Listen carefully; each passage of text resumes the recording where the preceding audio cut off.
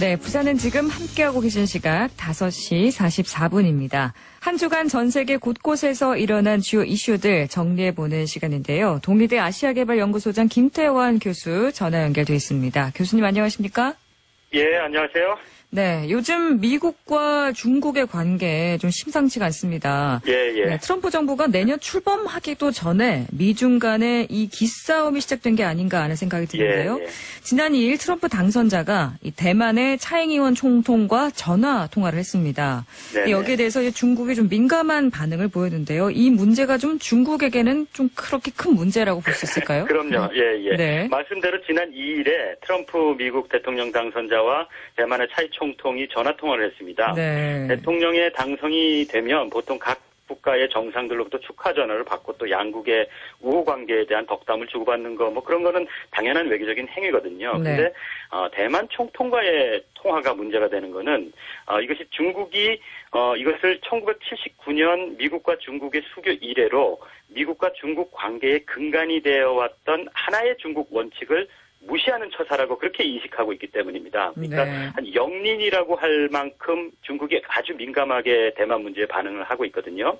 그래서 북경 중국 공산당의 중화인민공화국을 유일한 중국의 합법적 정부로 인정한다는 어떤 공식적인 전제 하에 중국은 외국과의 수교를 하고 있습니다. 그래서 중국과 수교를 일단 하면 자동적으로 대만과는 단교를 하게 됩니다. 우리나라도 그랬고요. 모든 나라가 그렇게 하고 있는데 중국이 대만 당국과의 공식적 접촉 자체를 아주 불쾌하게 반응하고 이를 중국의 국가 통일에 도전하는 행위라고 그렇게 인식을 하는 겁니다. 비슷한 예를 들면 티베트 해외 지도자인 달라이라마가 방문하거나 또 접촉하는 것 그 자체도 북경 당국이 매우 싫어하거든요. 이 같은 선상에 있는 건데 대만 문제는 티벳보다도 더 민감한 거거든요. 실제로 중국이 유일하게 군사적 수단도 동원할 수 있다고 천명하는 것이 바로 이 대만 문제입니다. 네, 참 이렇게 민감한 문제. 그런데 이제 트럼프 당선자와 중국과의 기싸움이 신경이 쓰일 수밖에 없는 게 또 우리와도 연관이 돼 있기 때문이지 않습니까? 그렇죠. 예. 그래서 엊그제 미국 폭스뉴스와 인터뷰에서 트럼프 당선자가 그 부분을 좀 언급을 했죠. 그 소식 좀 구체적으로 전해주시죠. 예, 현지 시간으로 11일 미국 폭스뉴스와 인터뷰하는 가운데 트럼프 당선자가 자신과 대만 총통과의 전화 통화를 중국 당국이 하나의 중국 원칙에 위해를 가하는 거라고 불쾌하게 하는 것에 관련해서 뭐라고 언급을 했냐 하면 왜 하나의 중국 원칙에 미국이 얽매여야 하는지 모르겠다. 뭐 이렇게 언급을 했다고 합니다. 네. 이 발언이 79년 양국 수교 이래로 양국 우호 관계를 이어온 기본 전제라고 생각하는 중국 당국에게는 상당히 황당하게 들렸을 거는 좀 당연한 거고요. 다만 트럼프 당선자 입장에서는 미국은 여태까지 중국의 우호국으로서 중국이 소중하게 생각하는 거, 그러니까 하나의 중국 원칙을 지지하고 그렇게 해왔는데 왜 중국은 미국이 소중하게 생각하는 것들을 도와주지 않느냐 하는 이런 불평 섞인 표현이거든요. 예를 들면 남진아해 문제라든가 무역에서 미국이 지속적으로 커다란 적자를 보는 문제, 또 트럼프는 중국이 환율을 조작해서 미국과의 불공정 거래를 통해서 막대한 이윤을 보고 있다고 이렇게 생각을 하거든요. 이런 것들을 생각하는 가운데 북핵 문제를 언급했다는 겁니다. 그래서 트럼프 후보가 중국에 대해서 능력이 있음에도 왜 북핵 문제에 더 적극적으로 나서서 해결하려고 하지 않느냐 이런 겁니다. 다시 말씀드리면 제 개인적으로는 미국이 중국의 하나의 중국 정책과 북핵 문제를 연계할 가능성을 보였다는 점에서 의미가 있는 거고요.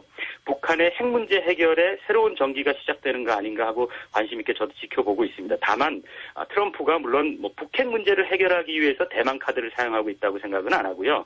중국을 길들이기 위해서 대만 카드를 만지작거리는 거라고 보는 것이 좀 더 합리적일 겁니다. 네.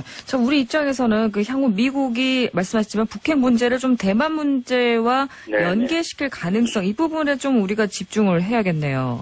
그럼요. 그래서 사실 북핵 문제하고 대만 문제하고 연계하는 것은 약이 될 수도 있고 독이 될 수도 있는 양날의 칼이라고 생각을 합니다.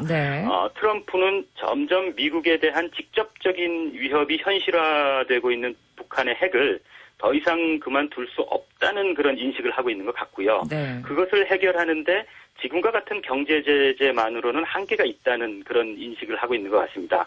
그렇다면 남은 것은 북핵 시설에 대한 무력 공격을 통한 해결밖에는 없는데 그것도 여러 가지 문제를 용이하지 않고 그렇다면 중국의 도움이 절실한 상황에서 중국을 움직일 수 있는 방법은 중국이 가장 꺼리는 것을 협상의 소재로 할 수밖에 없다고 생각한 게 아니냐.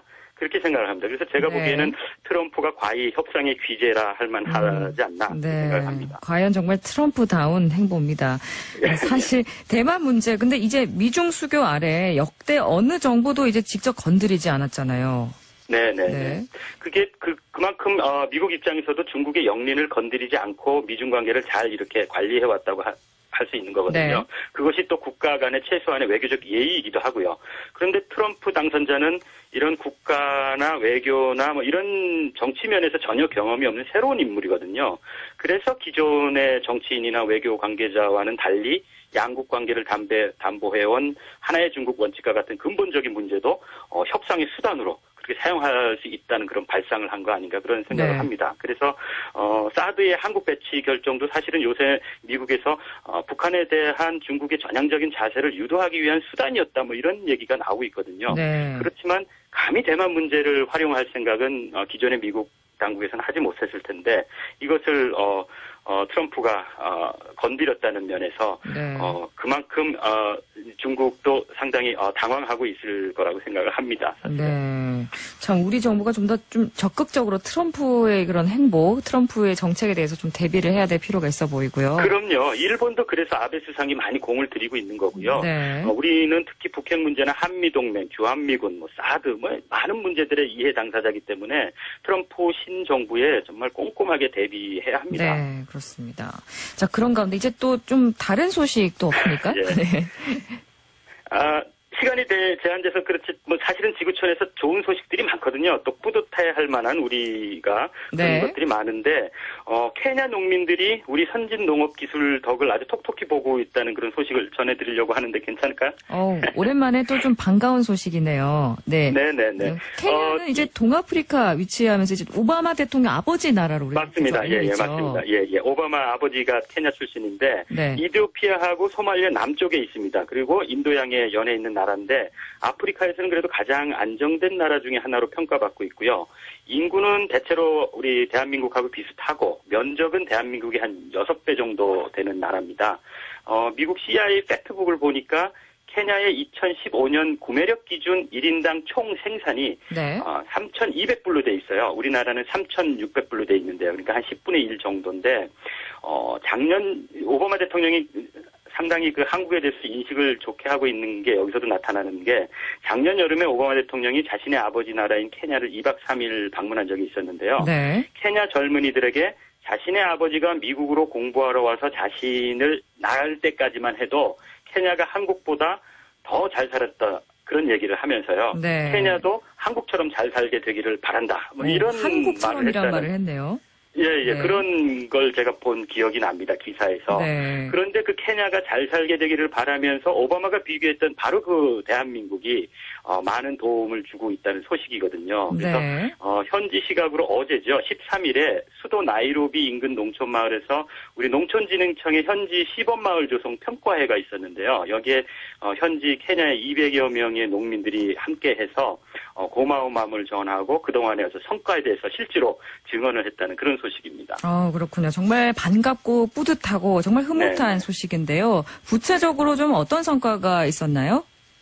케냐에는 그 코피아 센터라는 우리나라 농촌진흥청의 해외 농업기술개발 전진기지가 있습니다. 2009년 이후에 설립됐는데요. 이곳의 기술 지원으로 생산성 향상을 통해서 농가 소득이 큰 폭으로 증가했다고 이제 농민들이 증언하고 감사의 마음을 포함하는 건데요. 지금은 우리나라가 조류 족감 때문에 많이 어려움을 겪고 있지만 농촌진흥청의 케냐 코피아 센터를 통해서 우량 품종의 병아리 그리고 또 씨감자를 공급해서 영농 기술도 또 전수를 해주고요. 그래서 농촌진흥청에 따르면 코피아 현지 시범마을 조성 사업을 통해서 200여 부락의 현지 농가에 병아리를 공급하고 또 우량종 감자 생산을 하는데 도와줘가지고 그리고 또 양계 전문가도 파견해서 양계 기술도 가르쳐주고요. 그래서 네. 한 헥타르당 1.3톤이었던 감자 소출이 네. 3.9톤으로 증가했고요. 3배나 병아리나 뭐 이런 것들 다 해서 네. 기존의 농가 소득이 30달러에서 110달러 수준으로 올랐다는 그런 이야기입니다. 네. 정말 3배 정도 증가한 거면 이게 정말 우리나라 농업 기술이 뛰어나다는 거겠네요. 그럼요. 우리 돈으로 기준하면 별거 아니지만 케냐 입장에서는 3배의 농가 소득이 증대된 거니까 상당히 고마워할 일인 건 사실인 것 같습니다. 네. 오늘 정말 미중 갈등과 또 케냐와 우리나라의 또 반가운 소식까지 전 세계 곳곳에서 일어난 이슈들 정리해봤는데요. 오늘 말씀 여기까지 듣겠습니다. 감사합니다. 예, 감사합니다. 네, 지금까지 동의대 아시아개발연구소장 김태환 교수와 함께 한 주간 전 세계 곳곳에서 일어난 주요 이슈들 정리해봤습니다. 하루 사이 기온이 뚝 떨어진 가운데 올겨울 최고 추위가 몰려오고 있습니다. 오늘은 한낮에도 기온이 크게 오르지 못하고 한 자릿수에 머물렀는데요. 앞으로 찬바람이 매섭게 불면서 추위 기세는 더욱 강해지겠습니다. 내일 아침은 0도, 모레는 영하 3도까지 곤두박질 칠 예정이니까요. 추위 대비 단단히 하시기 바랍니다. 부산은 지금 저희는 내일도 오후 5시 10분에 다시 찾아뵙겠습니다. 지금까지 아나운서 이지연이었습니다. 감사합니다.